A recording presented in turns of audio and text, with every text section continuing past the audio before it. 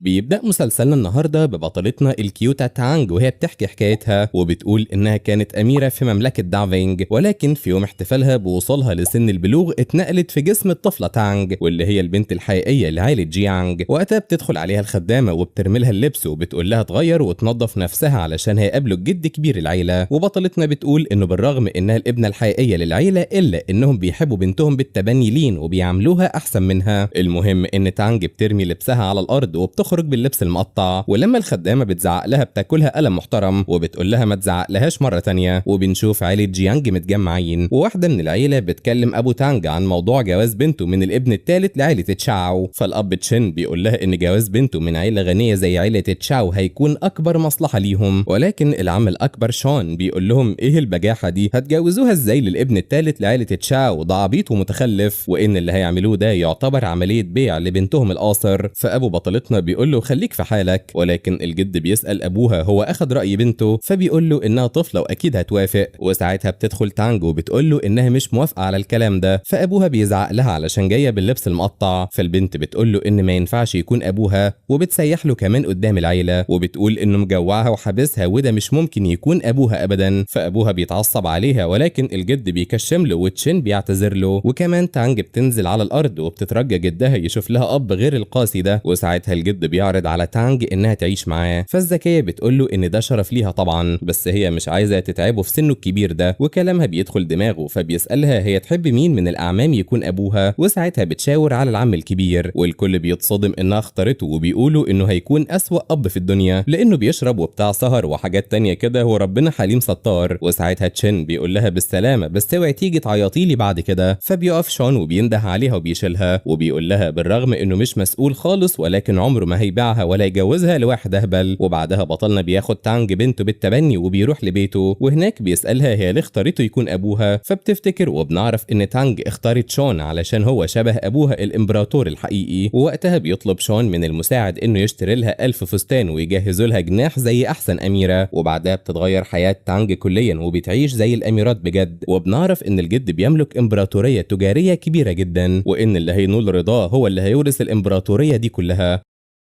وتاني يوم بتقرر تانج انها توصل شون للعظمه ويكون هو الوريث الوحيد للامبراطوريه دي كلها. فبتسال السيده لي عن ابوها شون فبتقول لها انه اكيد بيتصرمح وبيشرب مع صحابه كالعاده. فبطلتنا بتتفق معاها على حاجه تقولها له لما يرجع. وفعلا لما شون بيرجع وش الصبح لي بتقول له يروح يشوف بنته زعلانه ليه. فبيشوف بنته بتعيط وزعلانه علشان حست بالوحده وعايزه ترجع للريف مره تانية. ووقتها بيقرر شون انه يبيع كل عربيات السباق الغاليه عليه جدا. وهم بياكلوا بيبعت الجد طلب ان تانج تتعشى معاه. فبطلنا بيقول للخدامه تقول له يستناهم شويه. وطبعا الجد بيتضايق ولكن تانج بتعتذر له وبتعرفه ان هي السبب في تاخيرهم علشان كانت بتاكل الاكل اللذيذ اللي ابوها عمله علشانها. وبتحكي لجدها ان ابوها باع عربيات السباق والبار وكمان بطل لعب الورق علشان يفضل معاها لاكبر وقت ممكن. فالجد بيتبسط منها وبيديها مهمه لو عملتها هيتنزل لها عن قصر قيمته 10 مليار. والمهمه دي انها تخلي ابوها يحضر عيد ميلاد الجد الاسبوع الجاي بلبس كويس ويتصرف كمان بشكل محترم يناسب مكانة عائلة جيانج. فالحفيدة بتوعده انها تنفذ المهمة مهما كان. ووقتها شون بيتعصب وبيحلف انه مش هيتغير ابدا، ولكن لما بيرجع لبيته تانج بتدربه على الوقفة المناسبة واللبس المناسب لوضع عيلته لدرجة انها بتضربه. اما الرزل تشين ومراته بيجهزوا نوتة موسيقية وبيقولوا ان بنتهم المزيفة لين هتتفوق على تانج في الحفلة علشان هتعزف النوتة دي في الحفلة. والجدة الحيزبونة بتشجعهم وهنعرف ليه بعدين. وفي يوم حفلة عيد الميلاد تانج بتقف تظبط باباها قبل ما يخرجوا وعلشان كده بيتأخروا شوية. والضيوف في الحفلة بيتوقعوا انه هيلبس لبس كاجوال كالعادة ولكنه بيفاجئهم وبيدخل زي القمر زي ما انتوا شايفين كده. والجد بيوفي بوعده وبيدي لبطلتنا سند ملكية القصر. وساعتها تشين الاب البيولوجي لبطلتنا بيقول للحرباية الصغيرة لين تبهر جدها بهدية عيد ميلاده وتتفوق على تانج. ووقت تقديم الهدايا بتجري لين على جدها وبتقول له انها اتعلمت تعزف مقطوعة موسيقية للأميرة ران من عهد مملكة دافينج. فبتقول تانج في سرها ان الحرباية هتعزف مقطوعة من تأليفها لما كانت أميرة وبتقول إنها متشوقة تسمع هي هتعزف مقطوعتها إزاي. وفعلا بتبدأ لين في العزف ولكن مش زي عزف بطلتنا وبتقف قبل نهاية النوتة لأن النوتة ناقصة كام ورقة ومحدش عارف يلاقيهم. والجد بيشكر لين بس بيقول لها إنه يتمنى يسمع المقطوعة كاملة. فالحرباية بتتنمر على تانج علشان ما قدمتش هدية لجدها. فبتفاجئها بطلتنا إنها تعزف لجدها المقطوعة الموسيقية كاملة. وساعتها أبوها البيولوجي تشين بيتحداها إنها تعزف تعزف احسن من بنته لين، ولكن الجد بينه وبين نفسه بيقرر يقول ان المقطوعه كامله، خصوصا يعني ان محدش عارف النهايه بتاعتها، وده طبعا علشان ما يحرجش حفيدته تانج. المهم ان لما تانج بتعزف اللحن الجميع بينبهر، والسيد سان وده متخصص في الموسيقى بيأكد ان اللحن ده هو اللحن الاصلي فعلا، والجد بيقول ان عزف تانج هو افضل هديه اتقدمت له السنه دي. وساعتها الحربايه بتروح تعيط لامها، وشون بيقول لها مش انت اللي صممتي تحرجي تانج، يبقى تستاهلي اللي يجرالك. والبغل تشين بيشكك في نهايه المقطوعه، ولكن السيد سان بيتعصب عليه وبيقول له هو بيشكك في رايه ولا ايه، وبيعرفه ان اللحن ده بيأثر على السوائل كلها. فبتروح تانج تعزف قطعه صغيره، والكل بيلاحظوا ان العصير اللي في ايديهم اتحرك وقت العزف، وده اكبر دليل ان اللحن ده هو النوتة الاصليه للاميره ران. والسيد سان بيطلب ياخد راي تانج في كتابه النوتة للحن تاريخي قديم يعتبر كنز وطني، فبطلتنا بتوافق انها تكتبه. وساعتها سان بيقول للجد ان حفيدته موهوبه ورائعه، وجدها بيفرح بيها جدا، وبيقول لها انها رفعت مكانه العيله، وبيكافئها بمنحها 10% من اسهم المجموعه، وكمان بياخدها تسهر معاه هو واصحابه الموسيقيين. والجد بينده لابوها شون يستمتع معاهم بنجاح بنته، وبطلنا هو خارج بيغيظ اخوه تشان وبيقول له انه خسر تانج واكيد هيندم. وساعتها تشان بيقرر ينتقم منه، وبيتصل على شخصه وبيقول له يبدا في تنفيذ الخطه.